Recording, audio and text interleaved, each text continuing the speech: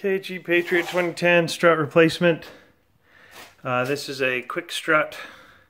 Spring and everything is all in one unit, spring and strut. I showed you how to undo the bolts in the inside. I start with the bolt on the bottom. It's that bolt there, and it goes through the eye of the shock into the axle there, or the suspension. And that is a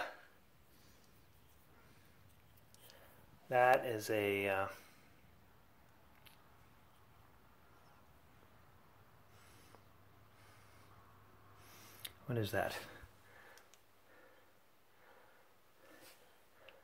Number 18. Number 18 socket. And you want to put a socket and a wrench or something on either side, a little bit of WD-40, and then take it off. And as I mentioned, you want to load up the wheel, and I used a gooseneck to kind of get a foundation. I actually put it on over here. Then I used the jack that I showed you and a pry bar on the top to anchor it. Make sure you don't squish any of the tubing, the brake line or anything like that. And then I just used my impact wrench or socket to tighten up the expand the jack. That puts load on the wheel, gives me the space to pull the old shock out.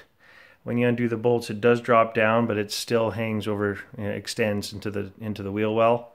So you're going to have to load up the wheel to get it low enough so you can take it out and put in the new strut, which is what I've done here.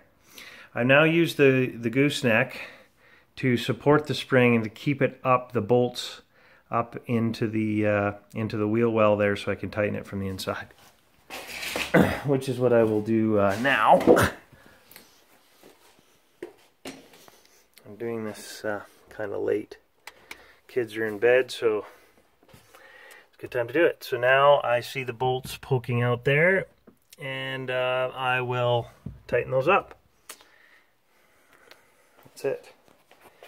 And then load up tension on the wheel again. It takes a little bit of adjusting to get the eye of the shock lined up so you can pop the bolt back through. But it's not too bad. The quick strut just saves tons of time. This is the old strut, and last time I did this I had to use a compression tool to compress the springs so I could actually replace the strut. But if you can, you should replace the strut and the spring at the same time. I didn't do that. The springs were soft, wore out my strut way faster than it should have.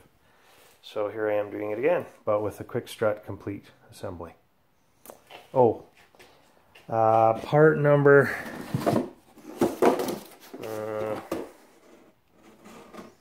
there you go.